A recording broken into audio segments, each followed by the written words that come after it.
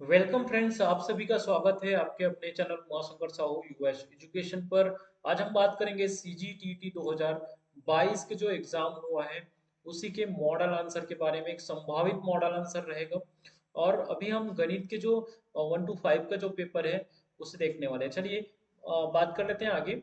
सूचना के ज्ञात अंशों को एक साथ रखना और ज्ञात से अज्ञात की ओर बढ़ना। तो ज्ञात से अज्ञात की ओर जो बढ़ना होता है वो आगमनात्मक विधि में होता है। चलिए देखें। 6 सेंटीमीटर गुना 5 सेंटीमीटर माप के आकार के कागज के किनारे से 3 सेंटीमीटर गुना 2 सेंटीमीटर माप के कागज का एक टुकड़ा काटा गया। तो बचे हुए कागज का 6 पंचे 30 और ये हो जाएगा 3 दूनी 6। तो 24 सेंटीमीटर स्क्वायर जो है ये आंसर सही होगा। और गणित अधिगम का मूल्यांकन मूलतः होना चाहिए। तो ये निदानात्मक, योगात्मक, रचनात्मक तीनों होना चाहिए, उपयुक्त सभी। चलिए देखिए, निम्नलिखित में से क्या गणितीय शिक्षण के मूल्यांकन का आयाम नहीं है।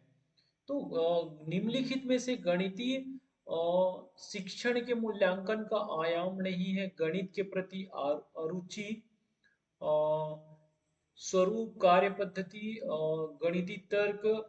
तो यहाँ पे जो है आंसर हो जाएगा। मुझे डाउट है इसमें आंसर में, इसलिए मैंने स्किप किया था इस क्वेश्चन को। कि अभी मैं संचार जो है, कम्युनिकेशन जो है, मैं आंसर दूंगा अपने तरफ से इसको। और चलिए देखें।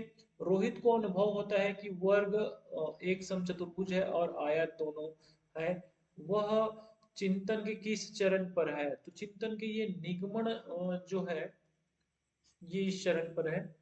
चलिए, दो संपूर्णांकों का योग सदैव सम होता है, किस विधि से यह सिद्ध किया जा सकता है। ये आगमन विधि द्वारा उत्पत्ति से। चलिए आगे देखिए। आयतन और द्रव्यमान के बीच क्या संबंध है। तो आयतन और द्रव्यमान के बीच जो संबंध है वो m is equal to V multiply D होता है। चलिए, मौखिक उदाहरण विद्यार्थियों में किस शक्ति को विकसित करते हैं। विचार शक्ति इसको भी करते हैं, और तर्क शक्ति और कल्पना शक्ति और उपरोक्त सभी। तो ये उपरोक्त सभी जो आंसर है वो सही है। गणित शिक्षण में सांप और सीढ़ी का खेल उपयोग अत्यधिक उपयुक्त होगा उन अवधारणाओं को विकसित करने के लिए जो संबंधित है। तो इसका जो आंसर होगा ये संख्याओं के लिए रहता है। यहाँ पर हम जोड़ घटाना सीखते हैं। जो सांप सीढ़ी होते हैं वहां पर जोड़ घटाना सीखते हैं, तो संख्याओं से ज्यादा ही संबंधित होंगे।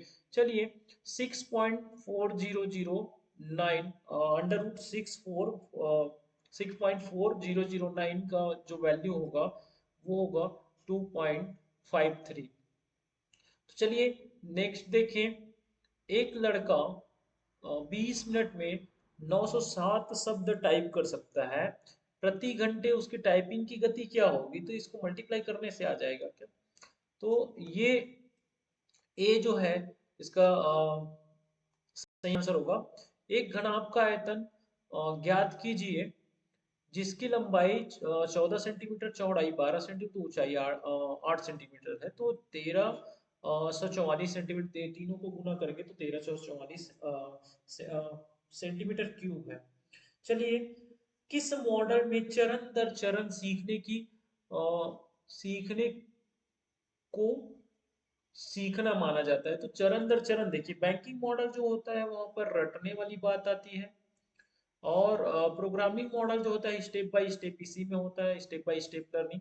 कंस्ट्रक्टिव जो मॉडल होता है वो कंस्ट्रक्टिव मॉडल को हम रचनावादी मॉडल भी कहते हैं। और उपरोक्त सभी, तो उपरोक्त सभी कंस्ट्रक्टिव मॉडल एक्चुअली में रचनावादी मॉडल है। तो रचनावादी मॉडल को हम चरण दर चरण सीखना नहीं कहेंगे, समझ का निर्माण कह सकते हैं कंस्ट्रक्टिव मॉडल में। तो ये प्रोग्रामिंग मॉडल इसका सही आंसर होगा। भिन्न 3/16 को प्रतिशत में बदलिए। तो भिन्न 3/16 को प्रतिशत में जब हम बदलते हैं तो इसका जो सही आंसर हो जाता है डी। चलिए, निम्नांकित में से कौन सा संबंध सही है। तो सही है 4 दूरी बटा समय, ये जो बी वाला ऑप्शन है वो सही है। निम्नलिखित में से गणित की प्रकृति का संबंध किससे नहीं है। तो गणित की प्रकृति का संबंध शुद्धता से है, विशिष्ट क्रम से भी है, और स्वरूप से भी है। तो विस्तारित अभिव्यक्ति से नहीं है। चलिए देखिए इसमें दो सही 3/4 भागित एक सही 1/8 का मान ज्ञात कीजिए। तो इसका जो आंसर है इसको सॉल्व करेंगे तो 4 दूनी 8 3 11 बटा 4 और गुना करें तो आठ, 8 एकम 8 एक 9 और 9/8 हो जाएगा। तो ये 8/9 हो जाएगा। 4 दूनी 8, 11 दूनी 22/9। तो इस प्रकार से 22/9 हो जाएगा। चलिए देखें, 3 8 9 और 4, 9 और x का औसत मान 6 है तो x का मान क्या होगा? तो x का मान यहाँ पर हम निकालें तो x इज इक्वल टू 4 होगा। चलिए आगे बढ़े। व्यक्ति ए किसी काम को 20 दिन में करता है, उसी काम को व्यक्ति ए और बी दोनों मिलकर 15 दिन में करते हैं। यदि उनको पूरे काम के लिए 400 रुपये दिए जाते हैं तो दोनों का बंटवारे में कितना आएगा? तो 300, 100। यदि 18 अनुपात 13.5 समानुपात 16 अनुपात x, तो 12 का मान होगा। तो इसको इस प्रकार से रख के आप निकाल सकते हैं। 18.13.5, उसके बाद इसको आप कर सकते हैं 16 भागित 1, ये इतना हो जाएगा। तो x के मान को आपको निकालना है तो x के मान को आप x को इधर ला लीजिएगा। x इज इक्वल टू हो जाएगा, ये कितना हो जाएगा? 16 मल्टीप्लाई 13.5 अपॉन 18। तो इस प्रकार से हो जाएगा। तो x का जो वैल्यू जो होगा वो क्या आएगा? 12 आएगा। चलिए आगे हम देखें, एक क्षतिग्रस्त कुर्सी जिसका मूल्य 110 रुपये है, उसे 10% हानि पर, तो 10% हानि पर कितना हो जाएगा?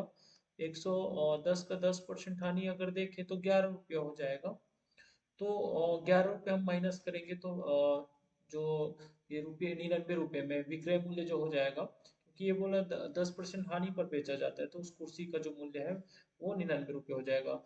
450 रुपये की राशि के लिए साधारण ब्याज की दर से 4.5% प्रतिवर्ष की दर से ब्याज के रूप में प्राप्त करने में कितना समय लगेगा? तो इसको 4 वर्ष लगेगा। चलिए आगे, सीखना यानी रटना किस मॉडल का सूचक है? सीखना यानी रटना, तो सीखना यानी रटना जो है बैंकिंग मॉडल का सूचक है। क्योंकि यहाँ पर प्रोग्रामिंग मॉडल, समझ का निर्माण, ये सब नहीं आएगा। क्योंकि समझ का निर्माण जो होता है वही जैसे हम कंस्ट्रक्टिव जो मॉडल देख रहे थे या बिल्डिंग अंडरस्टैंडिंग दिया है यहाँ पर, वो वही है। यदि किसी बेलन की त्रिज्या और ऊंचाई क्रमशः r और h है तो बेलन का आयतन जो होगा पाई आर स्क्वायर एच। चलिए आगे देखें। यदि दो संख्याओं का महत्तम समापवर्ती 15 तथा उनका लघुत्तम समापवर्ती 300 है तथा एक संख्या 60 है तो दूसरी संख्या जो होगी 75 होगी। चलिए आगे देखें। निम्नांकित भिन्न को बढ़ते क्रम में लिखिए। तो निम्नांकित भिन्न को हम बढ़ते क्रम में लिखे तो इसको आप क्या कर दीजिएगा, डिवाइड करेंगे। तो डिवाइड करेंगे तो 14, सबसे पहले यहाँ पर 14, तो ये जो निकाला हुआ है 45, ठीक है ये सही है। तो ये 6 तो ये जो ऑप्शन है ऑप्शन सी है, 5/11 और 9/14 और 3/4, ये सही क्रम होगा। सोच की वृद्धि और गणितीय संकल्पनाओं के विकास के बीच एक निकट संबंध को किसमें स्थापित किया जाता है? तो ये किसमें स्थापित किया जाता है? अनुसंधान। प्रत्येक अभाज्य संख्या के दो गुणनखंड होते हैं। प्राथमिक स्तर पर इसे सिद्ध करने के लिए किस पद्धति का पालन किया जाना चाहिए? एक्चुअली में ये निगमनात्मक तर्क है। प्रत्येक, जैसे हम देखें, क्योंकि प्रत्येक अभाज्य जो संख्या है, लेकिन इसको हम प्राथमिक स्तर में हम उदाहरण देकर समझाएंगे तो आगमनात्मक जो विधि है उसके माध्यम से समझाए। कौन सी अवधारणाएं अधिक अमूर्त है? तो बीज गणितीय अवधारणाएं जो होते हैं अधिक अमूर्त है। Option B. गेंद, संतरा जैसे त्रिविम आकार के वस्तुओं का उपयोग करके गोलाई की अवधारणा का विकास करना इस पहलू का उदाहरण है। तो ये जो गेंद संतरा है ये जो है, इसे मूर्त से अमूर्त की ओर हम क्या कर सकते हैं, अवधारणाओं का विकास कर सकते हैं। तो आप लोग को मेरा ये वीडियो कैसा लगा मुझे कमेंट कर जरूर बताइएगा। आपको कहीं इनमें से डाउट हो तो आंसर आप कमेंट बॉक्स पर जरूर बताइएगा। बने रहिए हमारे वीडियो के साथ ऐसे ही इंफॉर्मेशन नॉलेज के लिए।